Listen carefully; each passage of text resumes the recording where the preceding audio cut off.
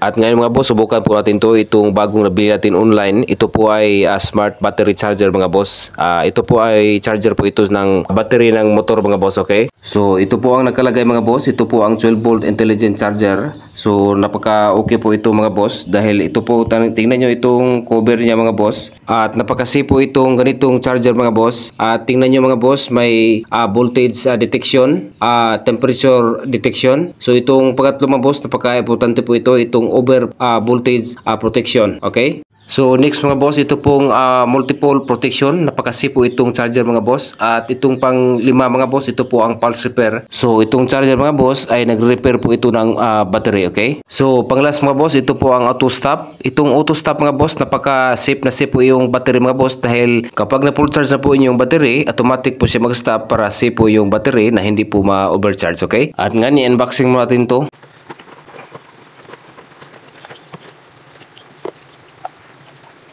So ito na po ang dalawang clip mga boss patungo po sa kanyang terminal natin battery. May polarity po ito mga boss. Itong color red, yan po ang kanyang positive. Tapos yung color black na clip, yan po ang kanyang negative mga boss, okay? At ngayon mga boss, mayroon po tayong battery. I-charge po natin ito mga boss para masubukan po natin itong smart battery charger mga boss. Okay, itong battery mga boss, lubat po ito dahil nakalimutan po sa may-ari na i-off yung susian. Tapos nakabukas po kanyang headlight. So nakalimutan niya itong na-off mga boss. So nalulubat po itong baterya mga boss, okay? So ito po ang kanyang negative terminal mga boss. Tapos yung kabilang side ito po ang kanyang positive mga boss. Yan po yung dapat tandaan para hindi kayo magka-problema. At before natin to i-charge mga boss, sukatin natin to itong ilang voltage na tira itong battery mga boss. Gamit po ang ating digital multitester mga boss. Isit lang natin sa DC volt mga boss dahil battery po ang ating sukatin kung ilang voltahe mga boss, okay?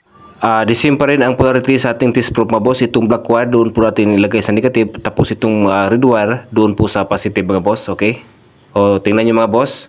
So nasa 11.9 lang po ang kanyang voltage mga boss. So hindi po makastart yung motor mga boss. Dahil ang kailangan po sa voltahe para makastart po ang kanyang starter, kailangan po nasa 12.8 to 13 volt po ang stock na kuryente sa battery para gagana po ang kanyang starter. So ito po mga boss, 11.9 lang. So hindi talaga gagana ang starter, okay? At ngayon sa mga boss, subukan natin to i-charge mga boss. So wag natin kalimutan ang polarity ng battery mga boss. Itong clip na black mga boss, dito po natin sa negative na terminal. Tapos itong red clip mga boss, doon po natin nilagay sa positive mga boss. Yan po yung dapat tandaan, okay? So next mga boss, isaksak po natin to sa outlet mga boss. So tingnan nyo mga boss, nagkakarga na po ang ating charger mga boss. So napansin nyo mga boss, parang cellphone, nasa 80% pa lang ang kanyang karga. So umilaw na po ang kanyang indicator charge mga boss. So nasa 14.7 ang kanyang charging mga boss, yung karga sa baterya. So ngayon patagalan natin to ilang minuto o oras mga boss kung mag-auto stop ba o automatic mag-stop ba siya kung nasa 100% na ang karga mga boss, okay? So narinig yung mga boss, may cooling fan po siya sa loob mga boss. So ang purpose po sa cooling fan sa loob mga boss para hindi po mag-overheat ito pong charger mga boss, okay?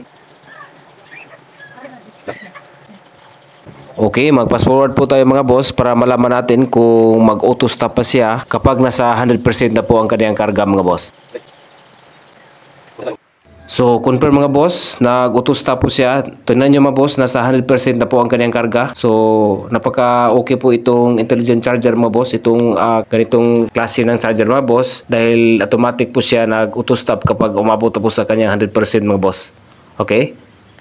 At ngayon mga boss, i-disconnect natin to sa kanyang charger mga boss. Tapos i-test natin kung ilang voltahe gamit po ang ating digital multitester mga boss, okay? So kanina mga boss, before natin i-charge itong battery mga boss, nasa 11.9 lang ang kanyang voltahe. At ngayon subukan natin to mga boss after na charge natin sa ating bagong charger. So tingnan nyo mga boss, so confirm mga boss, legit po ang ating charger mga boss dahil 100% na po ang kanyang karga. So tingnan nyo mga boss ang kanyang voltahe, nasa 13.3 volt na po ang kanyang voltahe mga boss, okay? At yan lang po ating kabuang video mga boss at maraming salamat sa inyong panonood at God bless, ingat po kayong lahat.